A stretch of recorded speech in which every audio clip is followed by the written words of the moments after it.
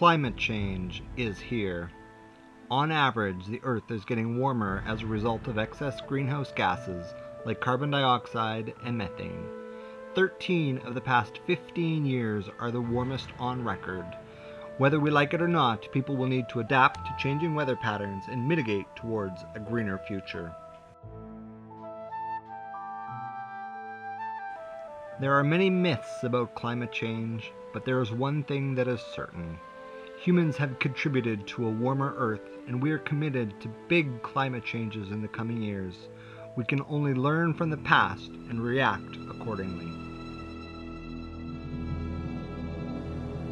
Climate change will not only represent warmer temperatures, drought, and water restrictions. It will also include excess rain and floods that will cost the economy millions. The ecosystem will change in ways that are irreversible, and people will flee from countries too warm to inhabit.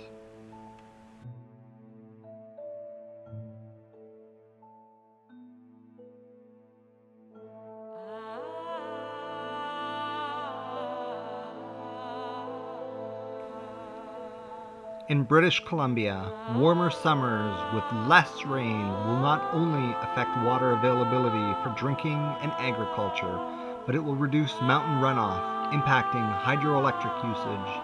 In winter, more rain will increase the occurrence of major floods.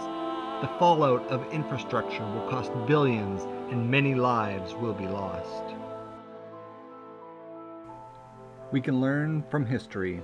Anthropologists have uncovered evidence that suggests the Neanderthals went extinct in the Levant. Evidence suggests that climate change may have contributed to the first extinction of our most recent ancestors. From a philosophical standpoint, we can debate about who is responsible. Should those who have contributed most have to deal with the aftermath of climate change?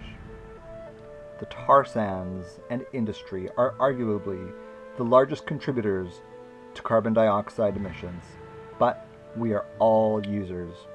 Are we as individuals responsible, or can we debate that it is not our issue? Future generations will be impacted the most, so they will have to deal with it. As the climate warms, our ecosystem will change with it. Species will go extinct.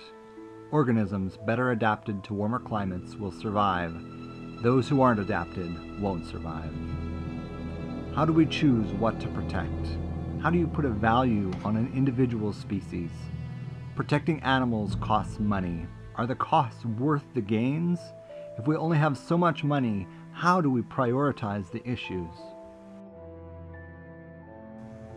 Every day we vote with our fork. We eat foods shipped from all over the world. Some of our food choices contribute to the problem, and some mitigate towards a greener future.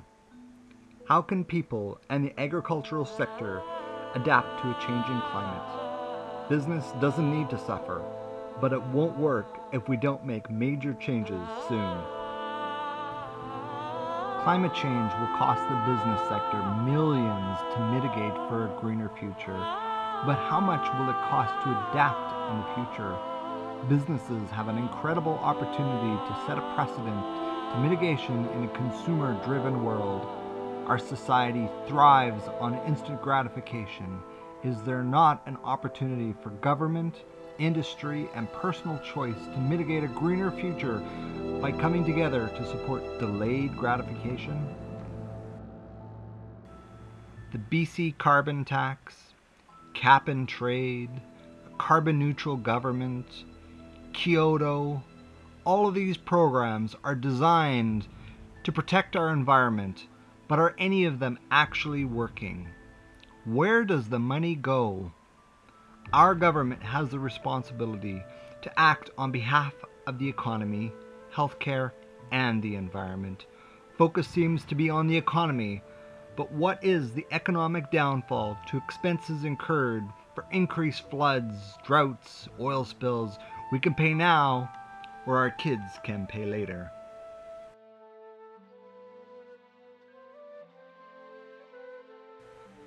Federal, provincial, and municipal representatives all play a part in this issue.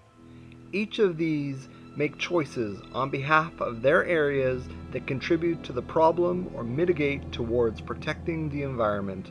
Laws regarding rental suites, bike lanes, population density, transportation, industry, exporting and importing goods all play a role. Finding out what you can do to help sway government is critical to reduce greenhouse gases. Educating others on the consequences of a changing climate is critical to impacting behaviors and choices. Graphic representations of what the world will look like or what it could look like stirs emotion and enhances change. Learning how to inspire change is a critical component to making change and feeling better. Do you think technology will solve this problem? Do you think it costs too much to make change? Do you think that because you recycle, you don't have to take a shorter shower? Is taking a short shower too much of a cost for you? Does buying a hybrid justify allowing you to drive more? We are all humans. Whether we are part of a government, industry, or families, we all make behavioral choices based on our thoughts and feelings, and we all justify those behaviors as well. We are creatures of habit who seek instant reinforcement. The commons dilemma has gone on for centuries. As our resources become more depleted, we look to human choices to make moral choices in favor of community rather than personal financial success and reinforcement.